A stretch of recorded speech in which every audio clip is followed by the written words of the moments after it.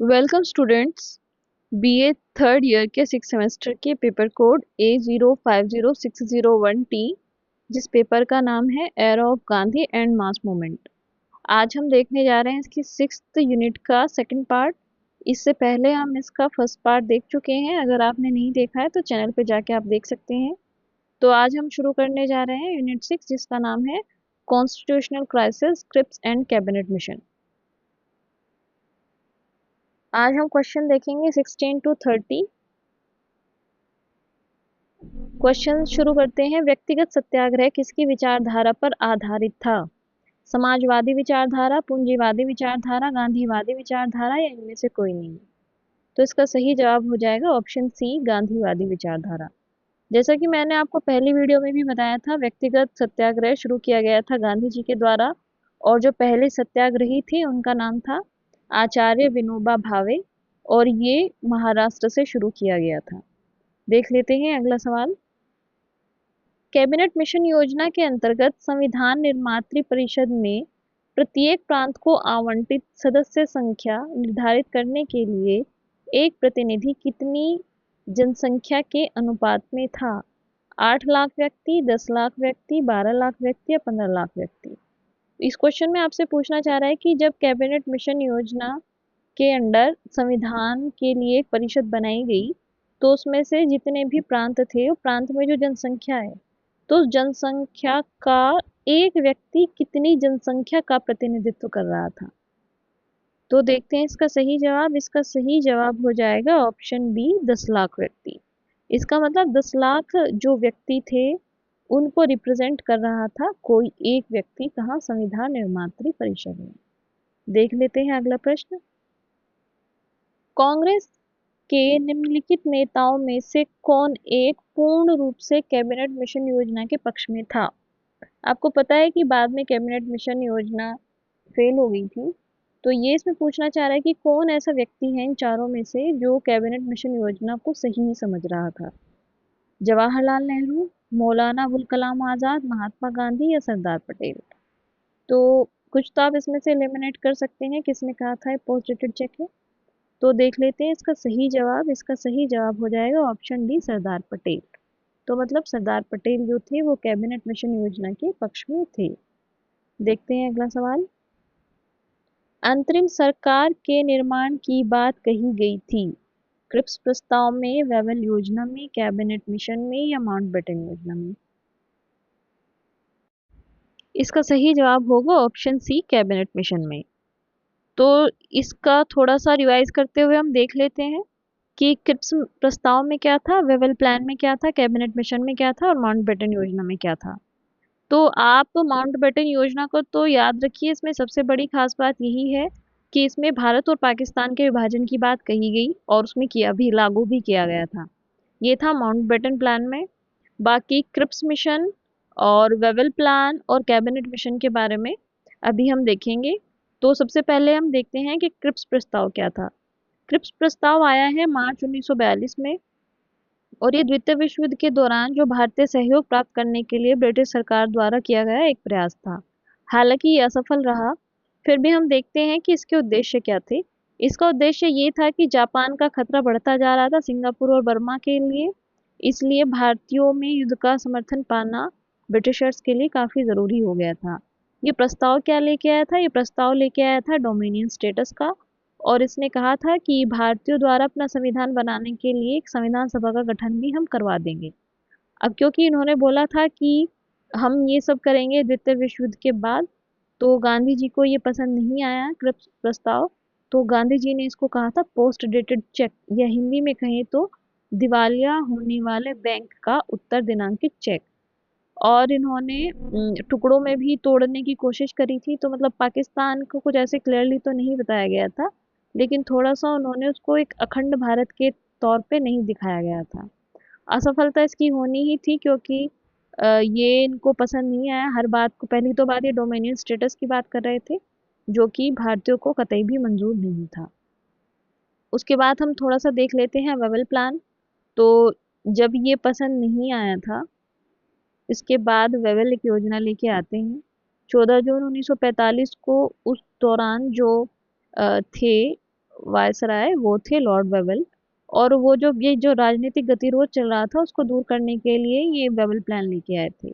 अब Wavell plan में इन्होंने क्या कुछ बातों को रखा। वेवल प्लान में इसने बोला कि वायसराय की जो एग्जीक्यूटिव काउंसिल होगी उसको पुनर्गठित किया जाएगा। इसमें वायसराय और जो कमांडर इन चीफ है इन दोनों को छोड़ के बाकी जितने भी सदस्य होंगे सब भारतीय होंगे। अब उन्होंने सांप्रदायिक मुद्दे पे बोला कि परिषद में स्वर्ण हिंदू और मुसलमानों को समान प्रतिनिधित्व दिया जाएगा। अंतरिम सरकार की भी बात हुई थी। इन्होंने कहा था कि इसको 1935 के अधिनियम के ढांचे के तहत एक अंतरिम सरकार के रूप में कार्य कर दिया जाएगा। उसके वायसराय के पास वीटो शक्ति भी बनी रहनी थी जिसका वो कभी भी यूज कर सकते थे। इसी के बाद देखेंगे तो इसी योजना को आगे बढ़ाते हुए आगे शिमला सम्मेलन होता है। शिमला सम्मेलन में कांग्रेस और लीग के बीच में समझौता नहीं हो पाता तो इसलिए ये वेवल प्लान फेल हो जाता है। अब बात करते हैं कि कैबिनेट मिशन में क्या था।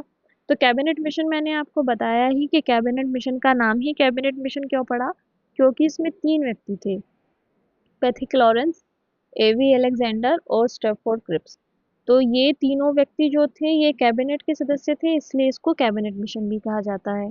तो कैबिनेट मिशन योजना जो आई है वो आई है 1946 में। ये ब्रिटिश सरकार द्वारा भारत की एकता को बनाए रखते हुए शांतिपूर्ण सत्ता हस्तांतरण करने के लिए भेजा गया था। जो ब्रिटिश प्रधानमंत्री थे उस दौरान के क्लीमेंट एटली इन्होंने इसको भेजा था। और इसमें तो 3 सदस्य मैं बता ही चुकी हूँ आपको। लॉर्ड पैथिक लॉरेंस थे जो कि भारत सचिव थे, स्टैफोर्ड क्रिप्स थे जो कि व्यापार बोर्ड के अध्यक्ष थे, और एवी अलेक्जेंडर थे ये एडमिरल्टी के प्रथम लॉर्ड थे। इसने क्या कहा, इसने कहा कि अविभाजित भारत होगा, यानी कि पाकिस्तान की मांग को इन्होंने पूरी तरह बिल्कुल वो कर दिया, नकार दिया। फिर दूसरी बात, प्रांतों का इन्होंने समूह बनाया, जैसा मैंने आपको कल भी बताया था 3 कैटेगरी में बांटा गया है कैबिनेट मिशन में। कैटेगरी ए, बी एंड सी। ए में है हिंदू बहुल प्रदेश जिसमें कि मद्रास, बॉम्बे, बिहार आता है। बी में है उत्तर पश्चिम मुस्लिम बहुल प्रांत जिसमें पंजाब, सिंध आता है। और सी में आ गए थे उत्तर पूर्वी मुस्लिम बहुल प्रांत जो बंगाल और असम के एरिया को कवर करता है। तो इन्होंने संविधान सभा की भी बात की, एक संविधान सभा के गठन का प्रस्ताव दिया जिसमें कहा गया है कि ये चुनाव अनुपातिक प्रतिनिधित्व के आधार पे होगा।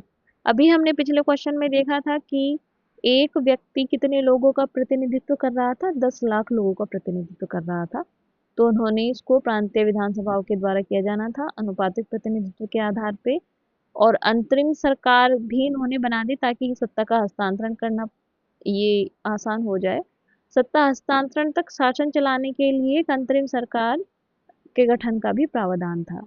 अभी देखते हैं ये भी फेल हुई या पास हुई। तो प्रारंभ में तो कांग्रेस और मुस्लिम लीग दोनों ने इस पे सहमति जता दी थी। जैसा कि आपने देखा इसमें 3 ग्रुप थे ही।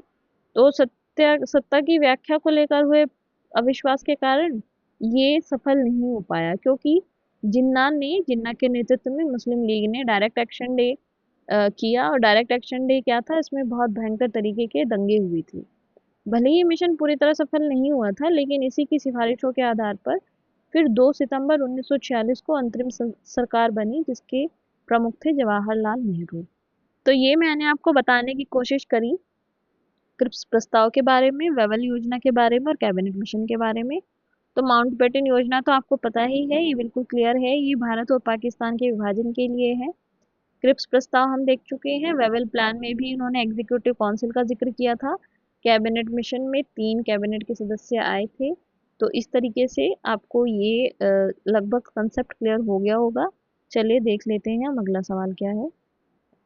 निम्न में से कौन सी क्रिप्स मिशन की विशेषताएं थी? डोमिनियन स्टेटस का दर्जा, राष्ट्र कुल के अलग होने का अधिकार, संविधान निर्मात्री सभा का दर्जा या ये सभी। तो अभी मैंने आपको बताया है, आई थिंक आप इसको आसानी से कर पाएंगे। तो इसका सही जवाब हो जाएगा ऑप्शन डी, ये सभी। तो देखिए मैंने बताया था आपको कि क्रिप्स मिशन आया था 1942 में। ये बात कर रहे थे डोमिनियन स्टेटस की इसलिए इसको नकार दिया गया था। राष्ट्र कुल के अलग होने का अधिकार भी इसमें दिया गया है। तो उन्होंने ये भी कहा था कि जब खत्म हो जाएगा द्वितीय विश्व युद्ध जो कि 1939 से 1945 तक चला है, उसके बाद आप अपने संविधान निर्माण करने के लिए एक सभा का गठन कर सकते हैं। चलिए देख लेते हैं अगला प्रश्न। अंतरिम सरकार की स्थापना किस वायसराय के काल में हुई? Lord Mountbatten, Lord Linlithgow, Lord Wavell या लॉर्ड वेलिंगटन? तो इसका सही जवाब हो जाएगा ऑप्शन सी, लॉर्ड वेवल। तो लॉर्ड वेवल के टाइम पे, जिस टाइम ये वायसराय रहे हैं, उस दौरान अंतरिम सरकार की स्थापना हो चुकी थी। आप जब ये पढ़ें तो इस बात का भी ध्यान रखें कि थोड़ा सा कुछ वायसराय जो हैं उनके टाइम पीरियड आपको ध्यान रखना है। जैसे कि लॉर्ड वेवल है और इनका टाइम रहा है 1943 टू 1947, यानी कि 1943 से 1947 तक। और 1947 में फिर इनके बाद आ जाएंगे लॉर्ड माउंटबेटन। तो चलिए देख लेते हैं हम अगला सवाल क्या है। निम्नलिखित में से किसने राष्ट्रीय योजना समिति नियुक्त की थी? जवाहरलाल नेहरू, महात्मा गांधी, पट्टाभी सीतारमैया या सुभाष चंद्र बोस? इसका सही जवाब हो जाएगा ऑप्शन डी, सुभाष चंद्र बोस। तो सुभाष चंद्र बोस ने अपने अधिवेशन में, जैसा कि आप जानते ही होंगे कि हरिपुरा और त्रिपुरा की जो अध्यक्षता की है वो की है सुभाष चंद्र बोस ने। तो नेशनल प्लानिंग कमेटी कहिए या कहिए राष्ट्रीय योजना समिति का गठन भारतीय राष्ट्रीय कांग्रेस के 1938 यानी कि 1938 का जो हरिपुरा अधिवेशन हुआ था गुजरात में, उसमें इसको प्रस्तावित किया था सुभाष चंद्र बोस ने। इसका गठन सुभाष चंद्र बोस की पहल पे किया गया था और इस समिति का अध्यक्ष चुना गया था जवाहरलाल नेहरू को। आप इस बात का ध्यान रखेंगे कि समिति नियुक्त की है सुभाष चंद्र बोस ने, लेकिन इसके जो हेड बनाए गए थे वो बनाए गए थे जवाहरलाल नेहरू। इस विचार का श्रेय दिया जाता है वैज्ञानिक मेघनाथ साहा को। इन्होंने सुभाष चंद्र बोस को इसके लिए प्रेरित किया था। अच्छा, ये राष्ट्रीय योजना समिति नियुक्त करने का उद्देश्य क्या था? वो उद्देश्य ये था कि स्वतंत्र भारत के लिए व्यापक आर्थिक विकास योजना तैयार की जाए जिसमें औद्योगिकरण पर विशेष जोर दिया गया। यानी कि इसकी दो चीजें थी, दो मेन पॉइंट्स हम देखें तो एक तो था आर्थिक विकास की योजना तैयार करने के लिए औद्योगिकरण पर विशेष जोर। तो इससे क्वेश्चन बन सकता है, आप इसको याद रखेंगे। चलिए देख लेते हैं अगला प्रश्न। क्रिप्स योजना को स्वीकार करना भारत को अनिश्चित खंडों में विभाजित करने के लिए मार्ग प्रशस्त करना था, यह किसने कहा? जवाहरलाल नेहरू, डॉक्टर राजेंद्र प्रसाद, मौलाना अबुल कलाम आजाद या मोहम्मद अली जिन्ना? तो इसका सही जवाब हो जाएगा ऑप्शन ए, जवाहरलाल नेहरू। तो क्रिप्स मिशन के लिए गांधी जी ने कहा था पोस्ट डेटेड चेक, जबकि जवाहरलाल नेहरू ने इसको कहा था कि ये भारत को अनिश्चित खंडों में विभाजित करने के लिए मार्ग प्रशस्त करने वाला ये प्लान है। चलिए देख लेते हैं अगला प्रश्न। निम्नलिखित में से कैबिनेट मिशन प्लान का कौन सा सदस्य नौसेना मंत्री था? Sir Stafford, lord Pethick Lawrence, A V Alexander या इनमें से कोई नहीं? आप इसको करने की कोशिश कीजिए क्योंकि ये मैं आपको पहले बता चुकी हूँ। आई होप आपने कर लिया होगा। तो चलिए देख लेते हैं इसका सही जवाब क्या है। इसका सही जवाब है ऑप्शन सी, एवी अलेक्जेंडर।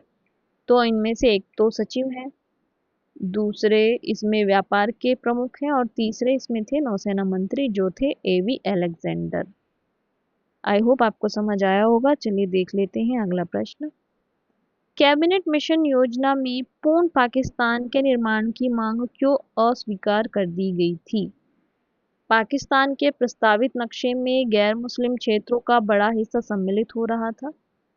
ऐसा करने पर सांप्रदायिक आत्मनिर्णय के आधार पर हिंदू एवं सिख भी पृथक राष्ट्र की मांग करने लगते। पाकिस्तान का निर्माण आर्थिक एवं प्रशासनिक समस्या खड़ी कर सकता था, या सशस्त्र सेनाओं का बंटवारा भविष्य के लिए घातक था। आपको बताना है कि इसमें से जो अस्वीकार की गई ये कैबिनेट मिशन प्लान, तो इसका रीजन क्या था? ऑप्शन ए कह रहा है 1 2 3 4 सही है। ऑप्शन बी कह रहा है कि 2 3 4 सही है। ऑप्शन सी कह रहा है 1 2 4 सही है। ऑप्शन डी कह रहा है 1 3 4 सही है। तो इसका सही जवाब हो जाएगा ऑप्शन ए, 1 2 3 4। यानी कि ये चारों ही बातें ऐसी थी जिसकी वजह से पाकिस्तान के निर्माण की मांग को अस्वीकार कर दिया गया था।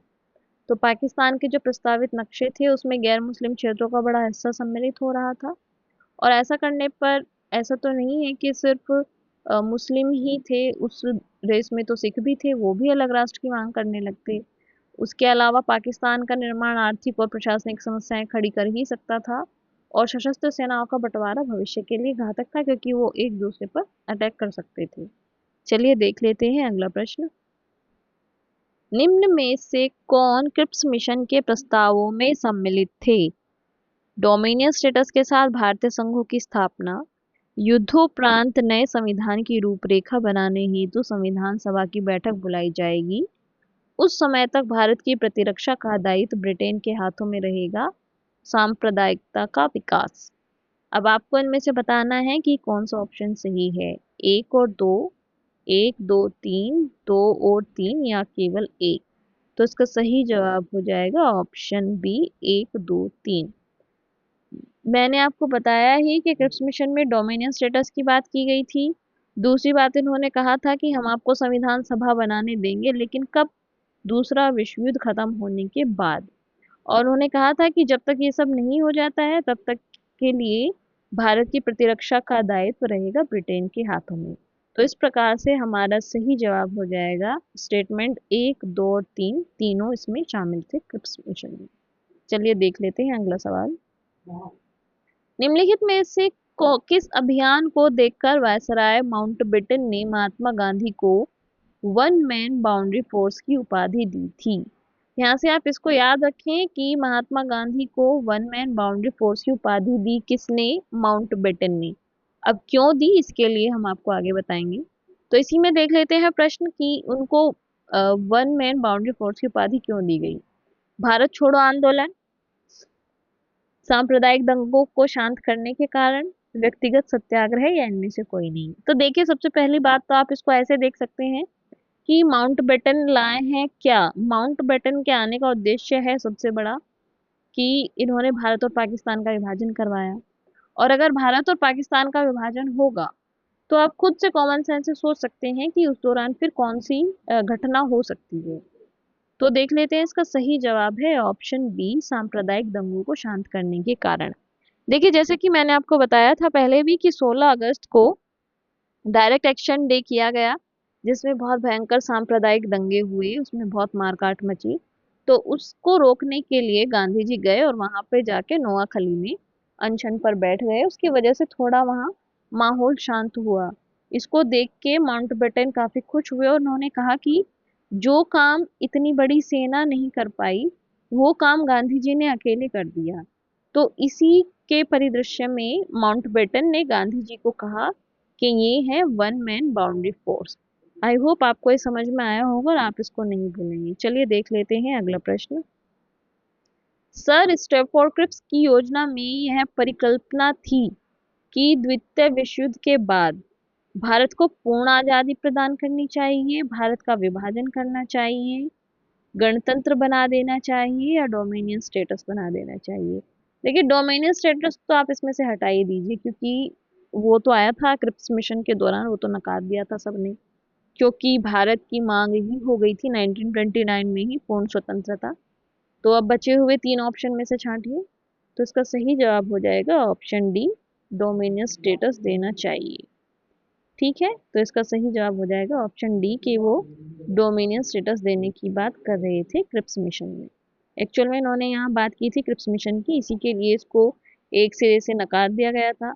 अच्छा, एक बात को ध्यान रखिए, जो क्रिप्स मिशन आया है उसको ये लेकर आए थे, और जब बात है कैबिनेट मिशन की उसमें भी क्रिप्स आए थे। तो क्रिप्स की परिकल्पना थी कि द्वितीय विश्व युद्ध के बाद आपको डोमिनियन स्टेटस दे दिया जाएगा, इसलिए इसका सही जवाब हो जाएगा ऑप्शन डी, डोमिनियन स्टेटस देना चाहिए। देखते हैं अगला प्रश्न। निम्नलिखित प्रधानमंत्रियों में से किसने भारत में क्रिप्स मिशन भेजा था? रेमजे मैकडोनाल्ड ये तो नहीं होगा, क्योंकि ये तो था गोलमेज सम्मेलन के दौरान, जिन्होंने अंबेडकर को उनके लिए एक अलग लेके आए थे ना, वो जिसकी वजह से पूना पैक्ट हुआ था, वो तो उससे रिलेटेड है, तो ये तो हट जाएगा यहाँ से। विंस्टन चर्चिल, स्टैनली बॉल्डविन, या नेविल चैम्बरलिन। तो इसका सही जवाब हो जाएगा ऑप्शन बी, विंस्टन चर्चिल। तो विंस्टन चर्चिल ने भारत में 1942 में क्रिप्स मिशन को भेजा था। देख लेते हैं अगला सवाल और आखिरी सवाल आज का। निम्न को सही क्रम में संयोजित करें। Cabinet mission, Cripps mission, Bharat छोड़ो प्रस्ताव, वेवल योजना या राजगोपालाचारी फॉर्मूला। ये बहुत ही अच्छा प्रश्न है और आपको इसको क्रम से लगाना है, तो कोशिश कीजिए इसको लगाने की। तो देखते हैं इसका सही जवाब। इसका सही जवाब हो जाएगा ऑप्शन बी, 2 4 5 3 1। अच्छा, मैं आपको बता देती हूँ कि इसको करने का तरीका क्या होगा। इसके लिए पहले आपको हर एक घटना का घटनाक्रम याद होना चाहिए। जैसे बात करें अगर कैबिनेट मिशन की, तो ये मिशन के प्रस्तावों की आधिकारिक घोषणा हो गई थी 16 मई 1946 को। उसके बाद देखते हैं अगर क्रिप्स मिशन, तो ये आया है 22 मार्च 1942 को, ये पहुंचा दिल्ली, बन गए, तैयार हो गया था ये इंग्लैंड में ही 11 मार्च 1942 को, जबकि पहुंचा है ये 22 मार्च 1942। आप इसको बहुत अच्छे से ध्यान रखेंगे कि सबसे पहले आया है क्रिप्स मिशन 22 मार्च 1942 को, कैबिनेट मिशन आया है 16 मई 1946 को, उसके बाद आएगा वेबल प्लान। वेबल प्लान की बात करें तो वेबल प्लान आया है जून में, और ये जून से जुलाई तक चला था 1945 तक। और सी राजगोपालाचारी फॉर्मूला आया है 1944 में। एक बार मैं बता देती हूँ, आप उसको याद कर लीजिए कि कैबिनेट मिशन प्लान जो है वो आया है 22 मार्च 1946। क्रिप्स मिशन है अब मार्च या अप्रैल के 1942। इसी से दुखी होकर के गांधी जी ने चलाया था भारत छोड़ो आंदोलन या भारत छोड़ो प्रस्ताव, तो वो भी आ गया था 1942 में ही, लेकिन आया है वो क्रिप्स मिशन के बाद। राजगोपालाचारी फॉर्मूला आया है 1944 यानी कि 1944 में, और वेवल प्लान आया है 1945 में। तो आप इसको ऐसे अरेंज करेंगे तो सबसे पहले आएगा क्रिप्स मिशन 1942, उसके बाद आएगा भारत छोड़ो प्रस्ताव अगस्त 1942, उसके बाद आएगा राजगोपालाचारी फॉर्मूला 1944, उसके बाद आएगा वेवल प्लान। वेवल प्लान आया था जून या जुलाई में, और उसके सबसे बाद में आएगा कैबिनेट मिशन जो कि 1946 में आया था।